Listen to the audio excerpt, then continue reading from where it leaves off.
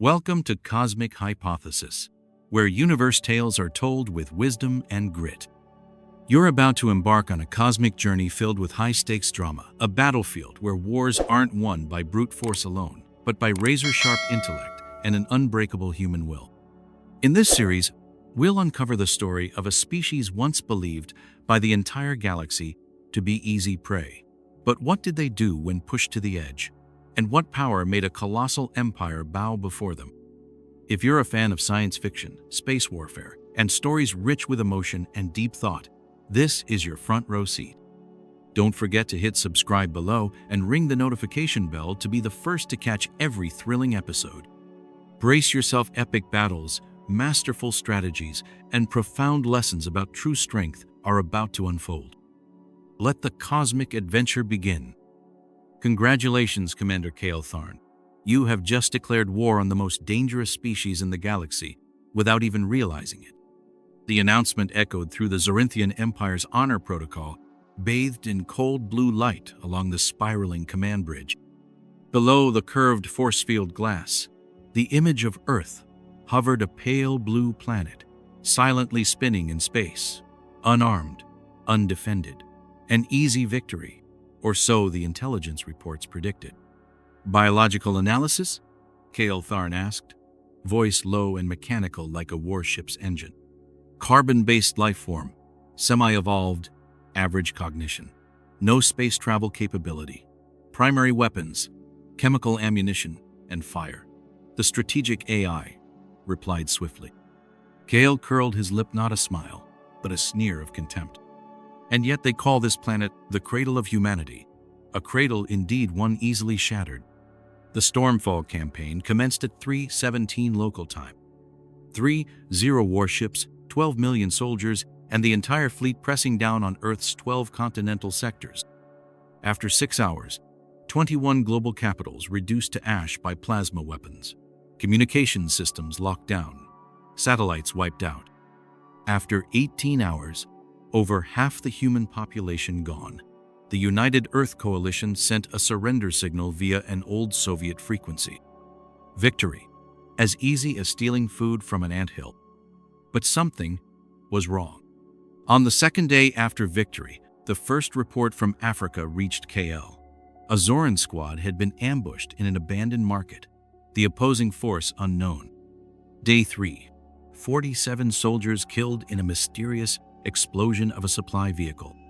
Day 4, reconnaissance drones hijacked and redirected back to base, self-destructing precisely during a resupply drop. KL frowned. They surrendered, didn't they? Apparently not entirely, the tactical advisor said, a man who had never been questioned through 7 galactic genocides. What do they call this? Kale asked. Guerrilla warfare, sir. Humans have a long history of this kind of fighting. Kale summoned all commanding officers for an emergency briefing. They're playing a strange game. No frontal assaults, no organized resistance, just hiding, sniping, sudden explosions, and dying in great numbers. So why do they keep fighting? A young officer blurted out, maybe they don't fight to survive. They fight for an idea. An idea? Kale repeated, frowning. Yes, translated as freedom. The air grew colder than the vacuum outside the ship. Kale ordered the playback of a ground camera clip, a human bloodied, missing an arm dragging something through the mist, then wedging it beneath a Zoran war machine. Explosion. Kyle turned away, not out of disgust, but because he couldn't comprehend what drove such a fragile creature to crawl toward the enemy, sacrificing itself just to take a few more with it. Why? Kale asked the AI. No answer. Logic does not apply to this tactic.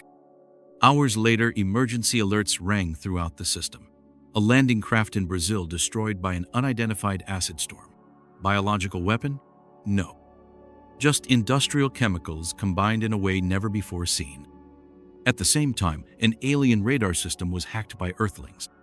They're starting to learn, a whisper from an officer. On day 5 after the victory, Kale Tharn stepped out of the command room, his gaze colder than when the war began. I'm not sure we won, he said slowly. I think We have just awakened a species the galaxy has never seen. They don't run. They don't retreat. They just march toward the ones killing them, with a bomb strapped to their chest. The words came from Lieutenant Varnock's final report, just before he was shredded by a homemade exploding truck in a New York residential district, day 6 after the victory. The Zorinthian Command in North America recorded over 200 isolated attacks in 24 hours, mostly uncoordinated, unsupported, just humans wielding homemade weapons or their own bodies. They used kitchen knives, fireworks, trucks, old wires, and even vintage Michael Jackson songs to spread computer viruses into the Zoran radar systems. Kyle Tharn no longer sat upright in the command room. He leaned on the table, eyes sunken deep. "What exactly are we fighting?" he asked. The analysis officer silently opened a screen-leaked video from a human underground live stream. "They took New York, but we still hold every street corner. They may have plasma weapons, but we have something they'll never understand. We don't fight to win. We fight so we won't be forgotten." In Africa, Zoran forces entered a village populated only by children. No guns, no soldiers. But as soon as they stepped inside, the entire village exploded from beneath the ground. The children were bait. No one believed it. Kyle ordered a full review of human warfare history. The AI returned one phrase: human warfare. Irrational, emotional, suicidal, unpredictable. No model fit. In the Middle East, Zoran wiped out an old NATO base. Thought it was clean. Hours later, the air filtration system clogged. Soldiers began to faint. A non-lethal bacterium, genetically programmed to break down the respiratory enzyme structure of Zoran biology. Humans just created biological weapons from their own soil. In South America, a 9-year-old girl approached a patrol, handing over a teddy bear inside, a hidden Zoran chip, and a mini electromagnetic bomb. The whole unit was wiped out. The Earth broadcast read one line: "That girl lost her entire family on Invasion Day. She wants to repay them with her own hands." Kale slammed his fist on the table. "This isn't war. This is mutual extinction." "No, sir," the deputy officer said. "This is a will to survive." And they seem to have no concept of surrender. In Southeast Asia, an underground TV station live-streamed local militias capturing an intact Zoran drone. Within 3 hours, anonymous engineers and Reddit communities coordinated to hack the drone, sending it back carrying a cloned bomb. The drone returned, welcomed by Zoran forces, then exploded inside the strategy room. From Kyle Tharn's tactical log: "I once mocked the concept of freedom. Now I understand. It's not just an idea. It's a religion, a faith so fierce that people are willing to burn themselves alive just to light the way for the rest." On day 9, Kale officially requested contact with the human leadership. The reply came from a cold-faced woman in tattered military uniform, Colonel Ava Solas, head of the Earth Defense Alliance. "We've heard about you," she said. "You're the first to order a withdrawal from a planet you've conquered." Kale nodded. "I'm here to negotiate." Eva only smiled. "No, you're here to understand why not every weaker species needs to be conquered. You come here with weapons. We respond with something that weapons can never defeat: intelligence born from desperation."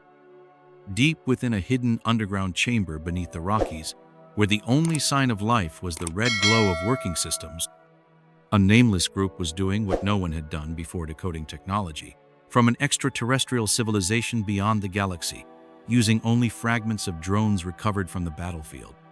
Dr. Leon Reversa, genius, who once rejected NASA for thinking too slow, stood before a screen filled with strange algorithms.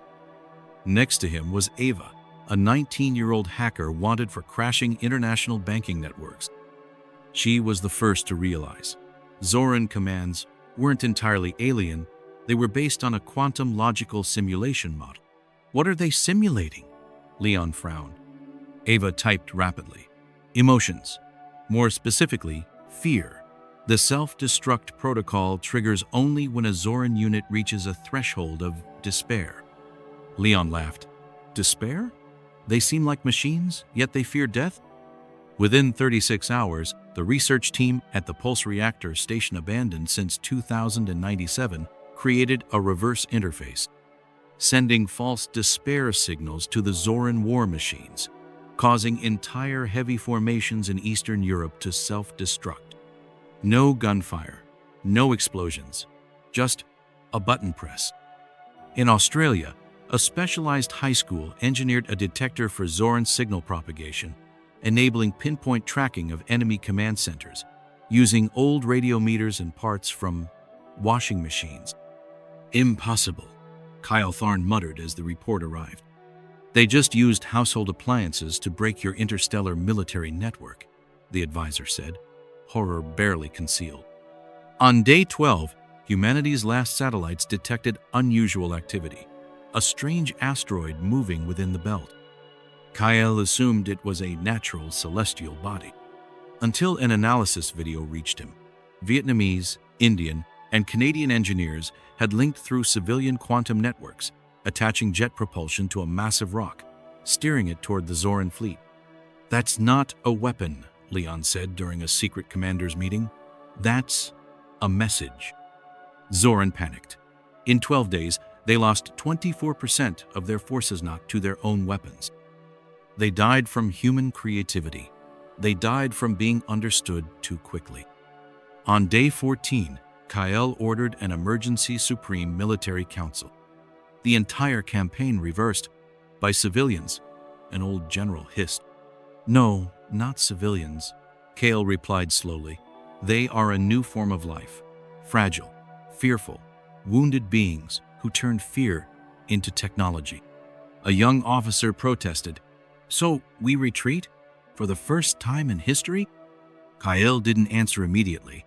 He projected a clip, a child about 7 years old, dismantling a Zoran plasma rifle with a toy screwdriver.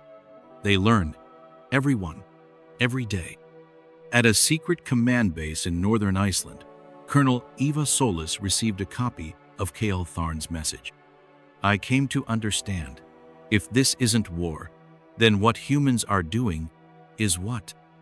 Eva smiled faintly. Evolution, under pressure. When life is backed into a corner, it doesn't scream. It overturns the entire board. 17 days after the invasion. By now, Kale Tharn no longer called it a victory. No Zoran commander dared to use that word anymore. Because if victory meant controlling space, communications, and central government, they had that from day one. But if victory meant forcing a civilization to abandon the will to resist, Zoran had never come close. In Silicon Valley, California, in an abandoned underground bunker, a group of surviving engineers from top AI firms, former employees of Tesla, DARPA, Neuralinked, united to build what they called Prometheus, a war ethics AI not just issuing commands, but setting limits. Prometheus was not programmed to win. It was programmed to retaliate, selectively ensuring every strike against Zoran had strategic, psychological, and symbolic value. On day 18, Prometheus issued its first order. Destroy Zoran supply lines in Africa using biological reflex agents. Result: 97% of Zoran stockpiles on the continent infected by mutant molds-native fungal species genetically altered, spreading through artificial scents Zoran soldiers used for biological regulation. No shots fired, no assault. The entire logistics system collapsed. In Canada, researchers at McGill University restructured Zoran drone brains into psychological weapons. Small signal emitters secretly planted in enemy coordination station broadcast echo frequencies, simulating distress calls in Zoran voices. Result: troops panicked, turning on each other, suspecting traitors. Zoran called it the emotional reflex virus. Earthlings called it repaying pain with fear. On day 21, a 12-year-old boy in Brazil used a physics simulation app learned at school to calculate the trajectory of a drifting asteroid and sent the data to global militia networks. 3 days later, the asteroid struck, destroying the entire Zoran Vanguard fleet in the southern hemisphere. Kyle ordered an investigation. The result? Not military, not organized, a child. At the Earth Defense Alliance's underground headquarters, Colonel Eva Solis sat before a 3D map. Red dots representing Zoran bases began disappearing one by one. "Maybe they don't understand," she said. "We're not resisting. We're learning." "What's next?" an engineer asked. Eva smiled. "We'll show them the lesson every invader should learn on day 1. Never teach the victim how to use your own weapons." On day 23, Prometheus announced a new program, Project Echo. All seized Zoran equipment would be reverse engineered, copied, and improved, then distributed to global resistance groups. Within 48 hours, humanity produced 12 new plasma weapon models, lighter, easier to assemble, and solar rechargeable. Kyle received the report in silence. He said only one thing: "We're not fighting a species, we're fighting a storm." On day 25, Zoran's global communication signals were jammed. On every screen, from warships to personal headsets, appeared an image of a teenager standing amid ruins, holding a plasma rifle. "You have the technology to conquer the galaxy. We have the reason to reclaim ourselves." Zoran no longer held the initiative. Humans no longer just defended. Earth was no longer a battlefield. It had become the most intelligent war laboratory in cosmic history. A defeated warrior is judged for his mistakes. A failed leader is judged for his vision. But one who once warned, then withdrew, is judged for daring to see beyond an empire. Zorinthian Empire Palace, Galan Kor, Judgment Hall. The vast chamber was like a frozen planet, where cold white light engulfed the silent space. 3,000 pairs of eyes looked down from tiers, generals, interstellar leaders, genetic scholars, and the aged survivors of 3 galactic genocides. In the center, Kale Tharn was bound by 4 electromagnetic restraints, not to keep him from fleeing, but as an ancient ritual of humiliation. The voice of the Supreme Judge Zortak Valnir thundered through the titanium core. "Kale Tharn, Earthfleet Commander, you stand accused of unauthorized retreat orders, dishonoring 80 years of no-surrender tradition, and publicly proposing negotiations with an uncivilized species. How do you justify the unjustifiable?" Kyle did not bow. He raised his head, eyes meeting every judging gaze, and spoke slowly. "I am not here to beg for mercy. I am here to stop you from strategic suicide."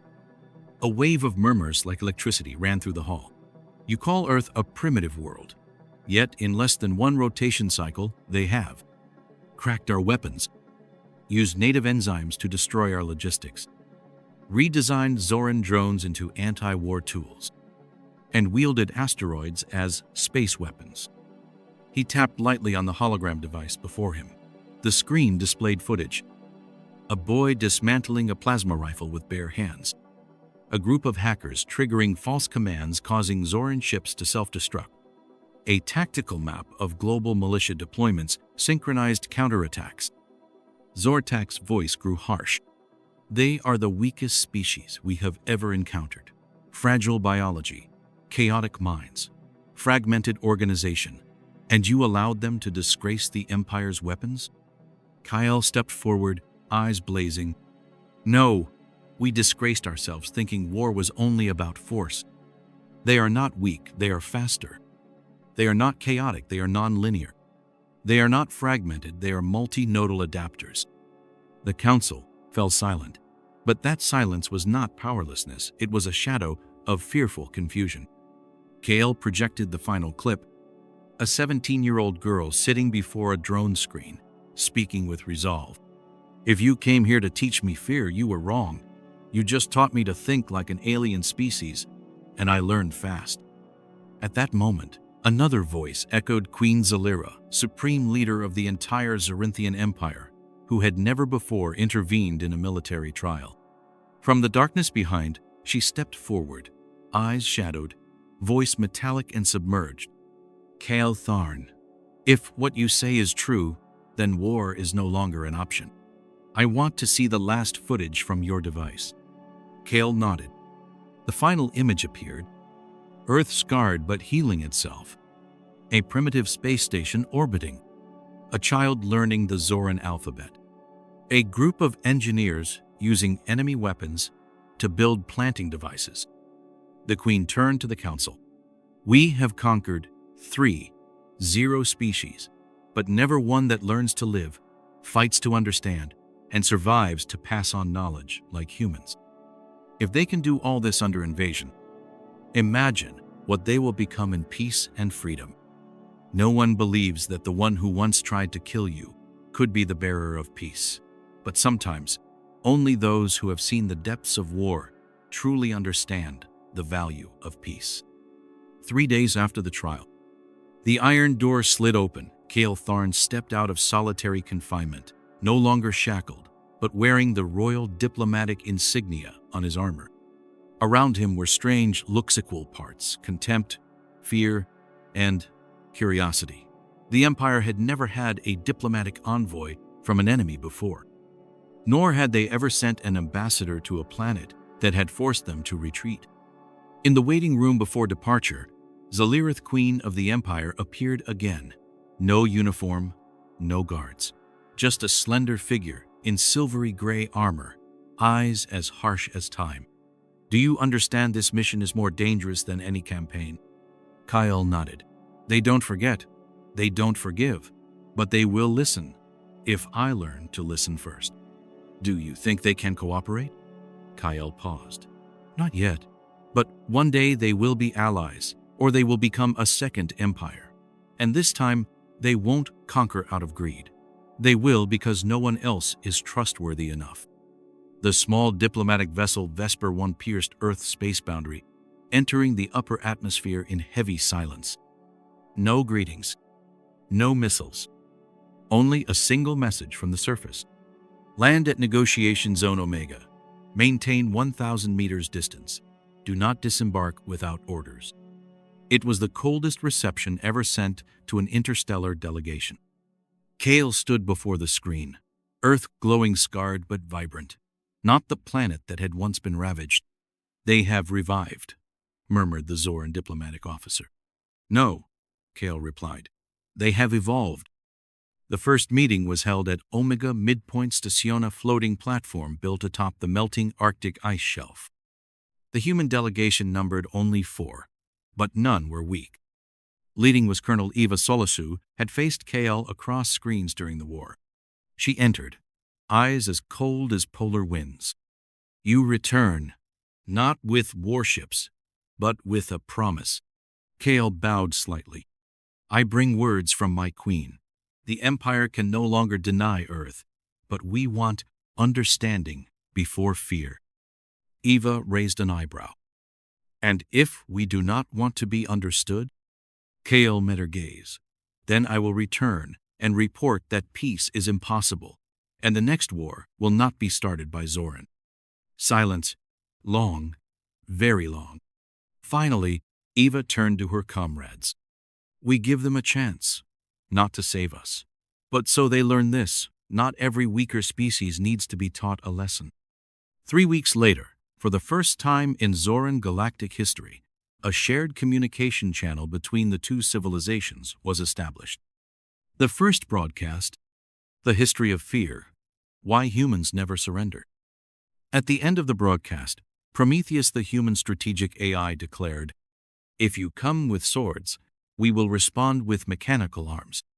But if you come with questions, we will respond with what makes humans different: the ability to learn from pain. That night, Kale sat alone in his ship's cabin. He gazed at the screen, thousands of data streams flowing in from humanity: languages, engineering models, historical documents, biological notes, even songs. He whispered, No one can stop this species from understanding what it chooses to understand. And the scariest thing is, it wants to understand the one who once tried to destroy it. They expected us to build walls, but we built microscopes. They expected us to copy weapons, but we dissected their very concept of power to create a new definition. 3 months after the silent ceasefire, no signing ceremony, no handshakes, only a data agreement and a virtual boundary around the solar system. Zoran withdrew, but kept watch. Humanity was silent, but never still. In Earth's orbit, a satellite network named Aegis the Shield began operations, but unlike Zoran's plasma shields, Aegis did not fire.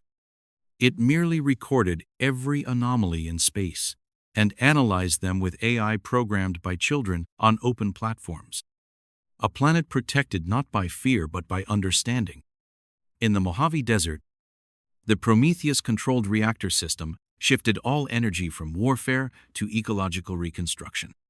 Greenery sprouted from dead earth, the air purified.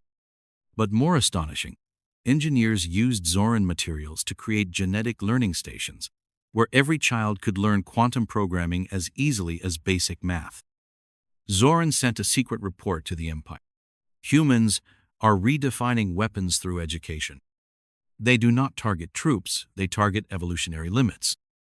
They do not upgrade weapons, they upgrade their very identity. In a closed meeting of the Galactic Council, a question echoed. Why has Earth not launched a counterattack? Kyle Tharn, now official ambassador, answered. Because they understand true power isn't in destruction, but in the choice not to use it. In a primary classroom in Nairobi, an 8-year-old student asked the teacher, "Why are aliens so strong but still lose?" The teacher smiled, opening a star map. Because they came to conquer. We don't fight them to win. We fight so they never forget we have souls. At the first multi-species AI center in Venus orbit, Prometheus now linked with 12 independent AIs from across the planet, declared humanity's new principle. For the first time in history, we don't use power to build empires, but to protect diverse ways of life. A Zoran officer watching the broadcast whispered, "They don't win because they are stronger, but because they know when to stop fighting." 5 years after the invasion, Earth, now called Omega Civilization Station, became the first place where 4 formerly opposing species built a universal ethical war code. The first law: do not attack a species you do not fully understand. Do not invade without asking, what are they protecting? In Kale Tharn's final log sent back to the Empire, he wrote, "Humans don't need to become an empire, because they are the blueprint for a form of existence we never understood. A species physically fragile, but invincible when knowing they are right.